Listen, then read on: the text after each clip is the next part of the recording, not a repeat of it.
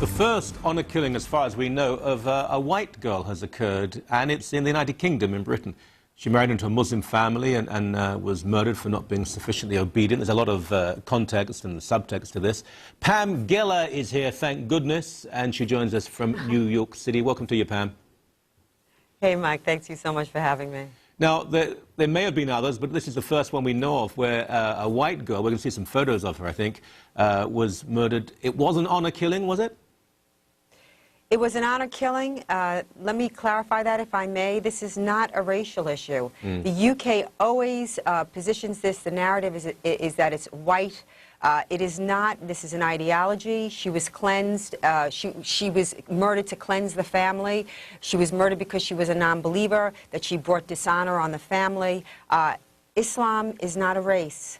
Islam is an ideology. Right. And I find it deeply troubling that this has become the accepted narrative, sort of, I guess, you know, framing it in a civil rights issue. It is neither of those things. She was murdered to cleanse the family of their honored, period. Now, you're quite right, and there is this sort of racism of lowered expectations. It's those people, and we have to understand they do. I mean, I agree with you completely on that, but obviously it's very shocking because this is, I mean, was she an English girl who married into a family? Was she a convert? What's the background to it? I'll be very honest with you. I think that the sexual morality of a woman is clearly what the Muslim family hangs their honor on. It is always the sexual morality of the woman, and the honor of the family is contingent upon, again, the woman. And she was not obedient. Whether she was a good Muslim or not, clearly she was not. And they had to rid themselves of this girl. And I think we need to speak to a bigger issue. We see, Michael, in Syria and in Gaza, that there is a reduced sentence for honor killings. And the world is in denial on this issue. We don't know how many bodies are buried under the porches in, say, Pakistan. Under the Sharia, in Islamic countries, there is a more lenient sentence for gendercide. And why is the world silent on this? And again, I have to take issue with framing it as a racial issue. It is not a racial issue. It is an ideological issue. I don't know if you saw the recent poll that came out in the UK that the majority of young Muslims believe in the honor code. I find that deeply troubling. You could say, well, you know, this is old school, this is from the old country, and so really it's going to go the way of the horse and buggy. No, this was a survey of young Muslims, and the majority stand by the honor code. This does not bode well for women in any society, particularly free societies that are sanctioning by their silence the honor code. You know, here in the States we have the same problem where they're covering up honor killings so as not to inflame Muslim communities. The Muslim community should be inflamed. The Muslim community should be giving classes in their communities to stamp out this egregious and monstrous practice. And yet we don't see any of that. But Pam, I mean, not even by, yeah. Right, but the survey you mentioned, I mean, you're quite right that the majority of young Muslims in Britain supported the honour code, but I think only 6%, and it's still shocking, but 6% said they would support honour killings. That was a very small number. Okay, I thought it was 18, but I don't want to split hairs with you. The fact is that it's a very slippery slope. And I don't know, you know, in practice, if those 6 or 18 or what have you, if it came to their family, you know, you must have noticed that there's always this sort of protect Islam mode as soon as there's an honor killing. Who speaks for the girl? Where are her individual rights? Where is her right to life, liberty, at least in this country, and pursuit of happiness? Who speaks to the girl? No, immediately they go into protect Islam mode. This is not Islamic. This is a cultural practice. Okay, it's a cultural practice. What culture is that? It's an Islamic culture. According to Middle East Forum, we know that over 91% of honor killings across the world are Islamic.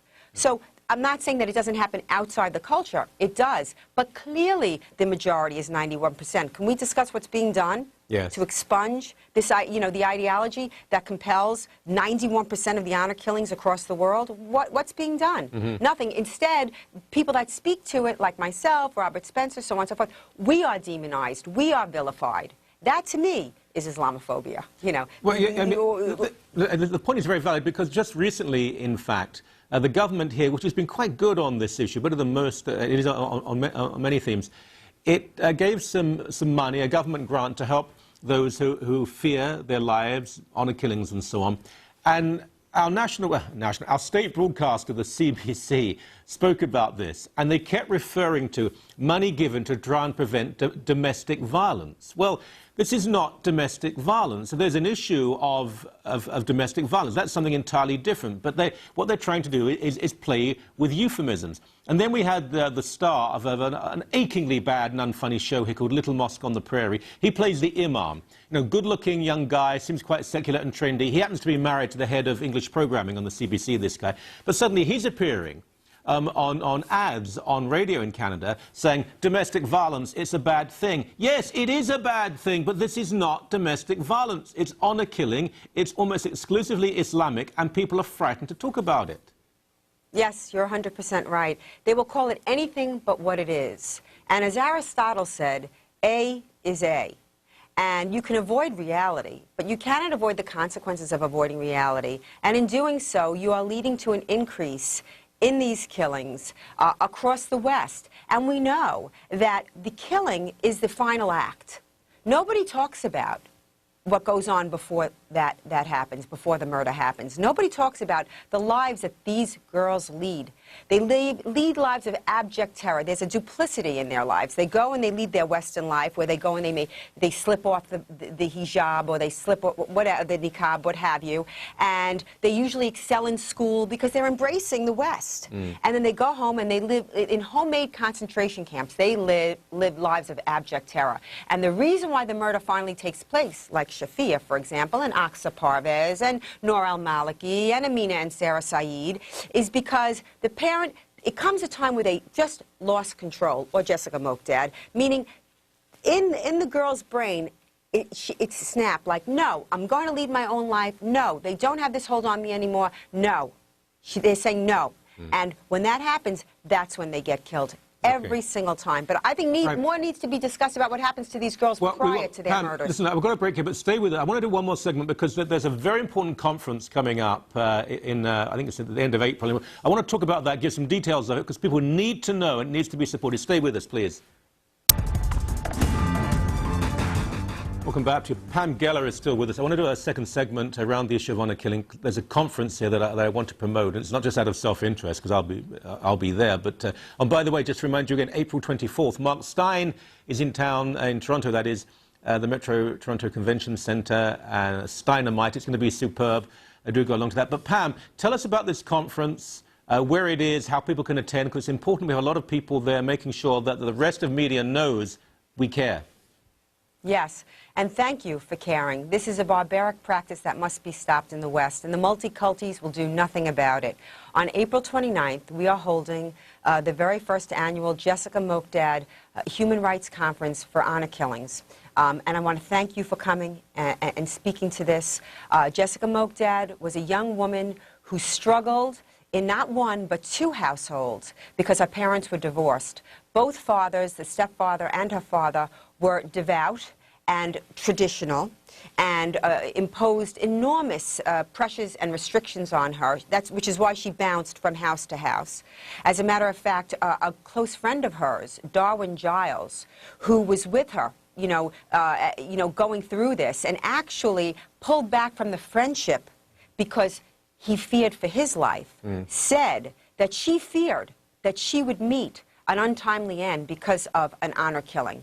And now we see, of course, there's a great controversy, at least here in the States, at my naming the conference after her on the anniversary of her death, because they said it wasn't an honor killing, that her father was obsessed with her, and so on and so forth, by the same people that were co-conspirators, the same people that stood there and watched while she was being oppressed and subjugated and unable to express herself and not wear the hijab. She did not want to wear the hijab. Darwin Giles said this specifically. And you notice that every picture that the family releases is Jessica in the hijab. And so who speaks for Jessica? And who speaks for Amina and Sarah Saeed, or Noor al-Maliki, or Asiya Hassan? So we're having a conference in Dearborn, where she was living, where she lived, and which is in the heart of the Muslim community in America. It is, yep. Yeah, yes, and it is for that very reason that we're holding it there. Who's not going to be to be there? Who's going to be speaking there? We have Noni Darwish. I don't know if you're familiar with Ms. Darwish. Yes, and actually she's going to be on the show on, I think it's on Friday, actually. She's wonderful. She's a former Muslim. Her father was a Shaheed in Gaza. She is one of the very rare and few voices that speak, again, a truth to power on this issue. Robert Spencer, as you know, myself, Simon Dang, the former slave in Sudan, will be speaking.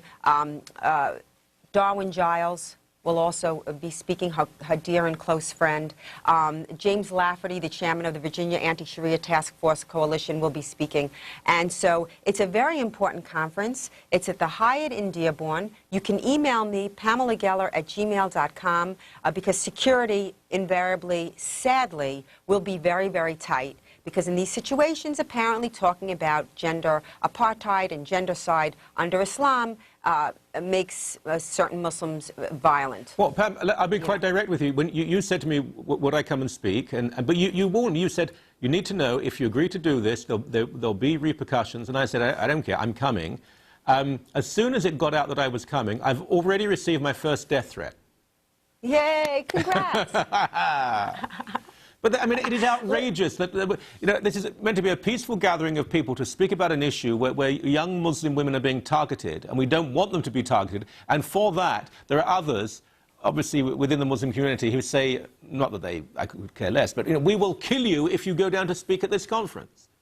Yes, and I say, where are the Muslims that would rebut that? Say, no. No, we will not. We do not accept this. We do not accept gender apartheid. We do not accept this.